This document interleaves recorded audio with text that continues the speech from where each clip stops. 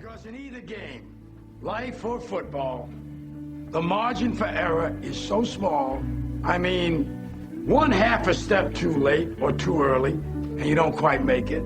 1/2 second too slow, too fast, you don't quite catch it. The inches we need are everywhere around us. Hell yeah. They're in every break of the game, every minute, every second.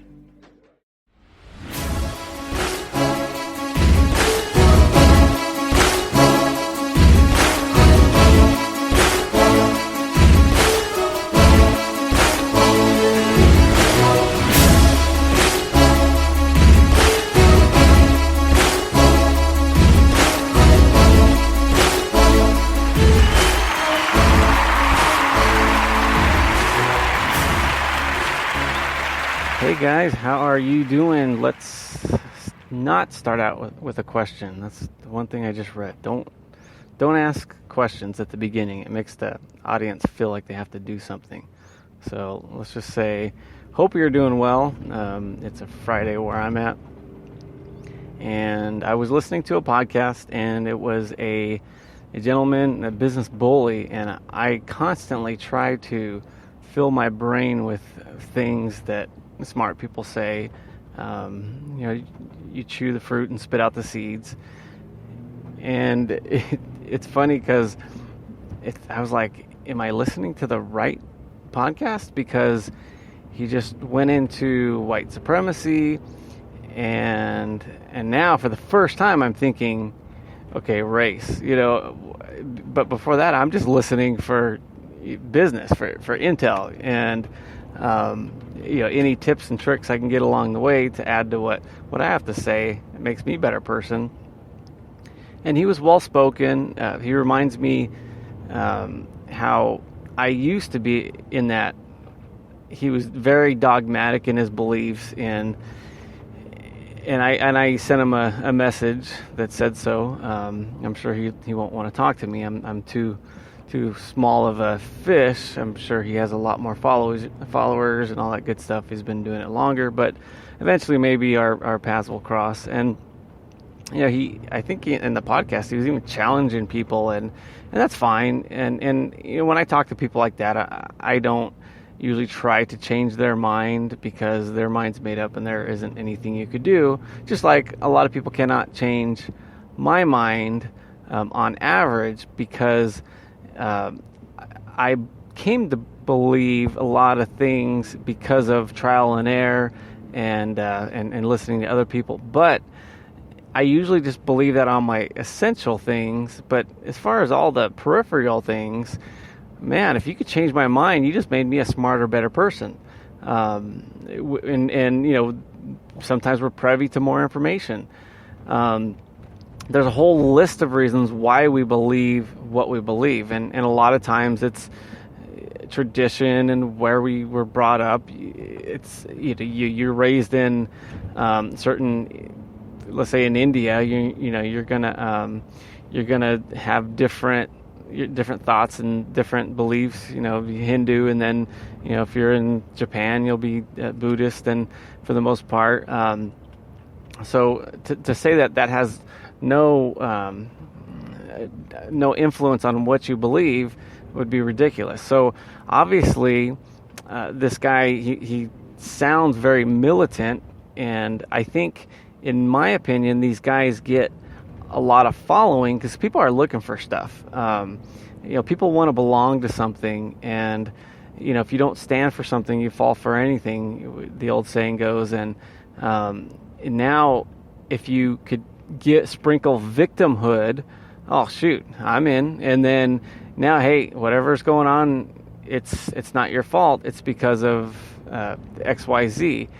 And I think a lot of times, like just last Thursday, I was going to meet somebody in Laguna, and we had arranged the meeting a week ahead of time.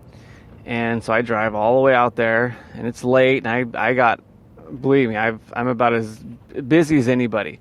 So I drive all the way out there. It's probably like 45 minutes away. And I get there, and the lady's like, oh, I thought you choose Hammond and Han, and basically she forgot.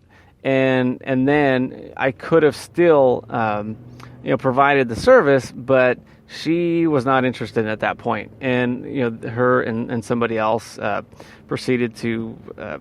I think they're going to go watch the sun go down or something like that, and it was two couples, very very affluent, very wealthy, and he used to be, in fact, owner of one of the big Fortune 500 companies around here. Anyway, so they left, and normally I get along with the guys, and I've been doing this for 2 years, and I'm thinking, so now they just basically cost me a lot of time and, of course, the money that I drive down there, and I could have had another appointment with somebody else. In fact, I did, and so I lost. I'm down at least $300-400, just because what I've been doing a long time. I'm pretty efficient. And so I line everything up, and I could afford to just take the good customers.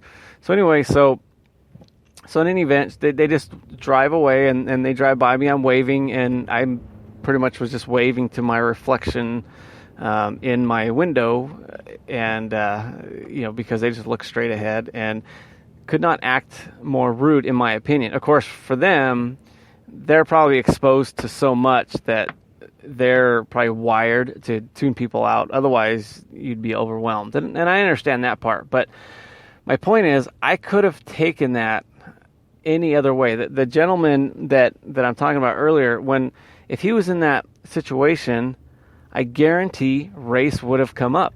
I guarantee it. And for me, it's like I don't really have an excuse because I'm white, Christian, male, and straight, and you just go down the list. So I don't have anything, but guess what? That makes me better off, because it will be easier for me to kind of, when I see her next time, I'll just, hopefully I'll get the benefit of the doubt, and they'll make up for it. I'm not going to burn a bridge. But if I feel like, this person is as bad as Hitler or any racist, because if you're a racist, you are bad. You deserve to not be in a community. You should be shunned. You should be an outcast. So if I would have treated her like that, then obviously she's not going to use me again, and it'll end our relationship.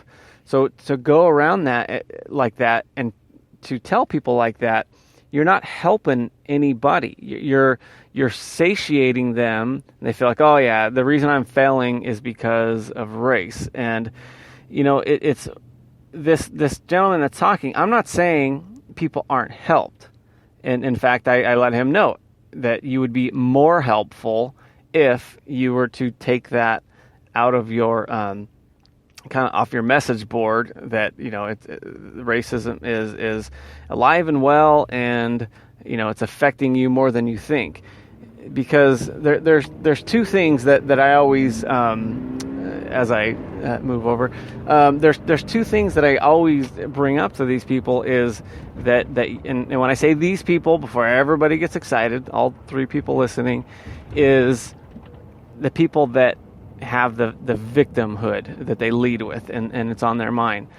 One is, how useful is it by thinking you are now going to be held back because the man's going to keep you down. So no matter what you do, it's going to come down to, is the man going to let you do this or not? And if the man doesn't let you do it, you're going to be ineffective. You're wasting your time. So for me, if I'm a young man, I'm going to be like, hey, if everybody is so out to get me, I'm just going to cash it in. I'll just, what's the point? And so it just kills your motivation. And the other thing is, who cares? Even if it was true, and it may, look, there's 300 million people in this country. There's going to be examples of everything. But the point is, just move past it. Work harder. If that was true, if okay, everybody's racist and I can't get a job here, I'm just going to work twice as hard, and guess what? racist people like to make a profit too, so I heard. And if you're going to make somebody money, they can care less, what color you are. Ultimately, the color green is probably the most important. So in that scenario, just work your ass off, work harder, because you're already there. We're already going through this life. And then, I heard the gentleman say, and I don't want to critique him on everything, because believe me, when I do my radio checks, I'm like, oh, that was that statistic was off. And in conversation, I can correct myself, but we don't have that luxury, because once it hits the airwaves, it's gone. But he was mentioning, certain things that I disagree with, and that big. God, I just lost my train of thought. I got to get better at note taking. But I'll go back to my other point was, and I'll come back to this one when I remember, the thing that is missing. Oh, now I know what it was. Is he said, it's talking about white supremacists, and I'm sure he could back it up with data, with statistics, and I know he can. And I used to feel that way when I would listen to a lot of talk radio back in the day. I was right in some cases, but in some cases, the information needed to be kind of evolved a little bit, in that you want to ultimately look at data and have that tell you what you believe, instead of believing something and then diving into, okay, how can I sift my opinion out of this data? Because the data's out there. If you look for it, you will find data that supports your argument. It's just you have to eventually say, okay, what does the most data tell me? You know what I mean? A numbers thing. Okay, if 4 studies say this, but 104 say the opposite, well, maybe, it's not ironclad, those 4 studies. And also it has to go against common sense. Definitely raise your eyebrow when something does not sound commonsensical. And what I would say is, okay, if one is, what would you like to be done? And where has that worked before once it is done? So, in other words, would you like a monetary, reward? Would you like for all the CEOs just to step down? And that, in my opinion, would not do anything for anybody. Because once somebody starts complaining, they're going down that road, they're just unhappy. You cannot be happy when you're blaming everybody else from your problems. And that is backed up by empirical data, that if you do not have, if you can't have, why do I want to say empathy, but if you don't have gratitude, you cannot be happy. It just doesn't work, because if you appreciate what you have, that is the biggest ingredient in happiness, to whatever studies are out there. And if you don't have that, if it's like, oh, I can't do because of this, poor me, I'm down, it's an uphill battle right out the gate. So what I would recommend to this guy, and this, it's not him against me, it's just my opinion, and I think it's a little more, I don't want to say evolved, but less, I try to be a little more neutral, and then see where that leads me. And one thing I know is, if you are successful, if you are a black man or a black woman or a minority, it's not because of affirmative action. It's not because of somebody changed their mind about something. They were a racist and then they went to a class on how to not be a racist. It is because you worked your ass off. You took risks. You took, all the chances that nobody else would take. You didn't burn a whole lot of bridges, and you did, and this is very important, you do what other people don't want to do. You solve their problems. If you do that and have a good work ethic, a good attitude, you start this at a young age, you're smart enough to figure out what trail to go down. I'm telling you, I would take 1,000 people